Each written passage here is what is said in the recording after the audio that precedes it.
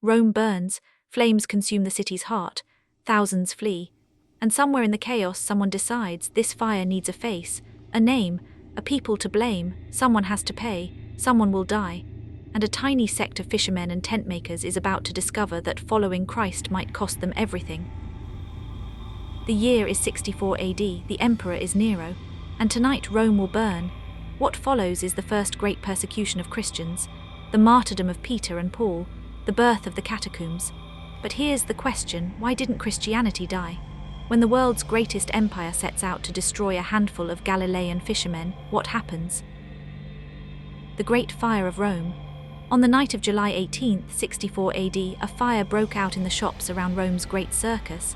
For 5 days it raged. 7 of Rome's 14 districts burned completely. Only 4 escaped damage. The rest were badly damaged or destroyed. The conflagration was catastrophic, and it happened on Nero's watch. The Roman historian Tacitus, not a Christian, not a sympathizer, recorded what happened next. He wrote that Nero shifted the blame to others whom he called Christians or Christians, a name derived from Christ. The phrase is damning, subdidit rios. He substituted others as the guilty party. He needed someone to blame for a fire that was destroying his reputation, and he found them. The Christians were not responsible for the fire. There is no credible historical evidence they set it, but that wasn't the point. The point was blame. The point was a spectacle, and the point was the entertainment value. Tacitus continues, the sufferers were not hated for their crimes but for their scandals. They were hated for being Christians, and that hatred was enough. The persecution was creative in its cruelty. Tacitus describes the methods. Some were covered in the skins of beasts and torn by dogs. Some were crucified. Some were smeared in pitch and set on fire, human torches to illuminate Nero's gardens at night. These were not quick deaths, they were public entertainment, and the crowd that gathered to watch was invited to enjoy the spectacle. But even they, Tacitus says, felt compassion. Even the pagans pitied them. In the midst of this, 2 men stand out. Peter, the fisherman from Galilee, the apostle who walked on water, the rock on whom Jesus said he would build his church. According to tradition, Peter was crucified in Rome during the Neronian persecution. But here's the detail that matters. Tradition says he was crucified upside down. He requested it. He said he was not worthy to die in the same manner as his Lord. Scholars are skeptical of this detail. It appears only in later sources. But the core fact is not disputed.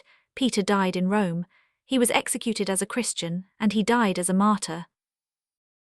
Then there is Paul, the apostle to the Gentiles, the former persecutor who became the greatest missionary in Christian history. Paul wrote many of the letters that would become the New Testament. He traveled across the Mediterranean planting churches, and according to tradition he was executed in Rome during the Neronian persecution. But there's an important difference. Paul was a Roman citizen, and Roman citizens could not be crucified. They were beheaded. Paul's death was described by Tertullian as eam legita omnibus. It is already read everywhere. His death was public. His writings survived. His martyrdom is better attested than Peter's. Whether both deaths happened in 64 AD or later, scholars debate the precise dates, is almost beside the point. Both died for their faith. Both were executed by the Roman Empire. Both chose in the end not to deny Christ. But here's what doesn't make sense. If Rome wanted to crush Christianity, if Nero's persecution was meant to wipe out this ridiculous sect, why did it spread? Instead of disappearing, the Christians scattered. They fled to the suburbs, they buried their dead underground, they met in caves and cut passages through rock. They created what we now call the catacombs, and from those tunnels they emerged with a story, a witness, a faith that death could not stop. How? Why? How does a movement survive the world's greatest power trying to destroy it? The Roman catacombs stretched for miles beneath the city. They were not, as popular imagination suggests, secret worship spaces. They were burial chambers. The Romans cremated their dead or buried them in mausoleums, but the Christians and the Jews practiced inhumation.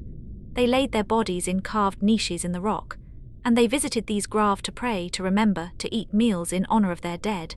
The catacombs were cemeteries, not churches. But they were also something else. They were proof that the dead were not forgotten, that the body mattered, that resurrection was real. and that lying in the ground was not the end. Why didn't Christianity die? The easy answer is numerical. There were probably only a few thousand Christians in the Roman Empire at this point. You could wipe out a sect but not a religion. Christianity was too small to be an existential threat to Rome. But that's not the whole answer. A religion can die even with few followers. Christianity survived because one thing was more powerful than the persecution: the memory of resurrection. Peter had seen the risen Christ. Paul had seen the risen Christ. The disciples had seen him, and they were willing to die not for a belief but for a claim. They had seen him, they knew what they had seen, and no amount of torture could make them say otherwise. The Neronian persecution changed everything. It transformed Christianity from a Jewish sect into a universal faith.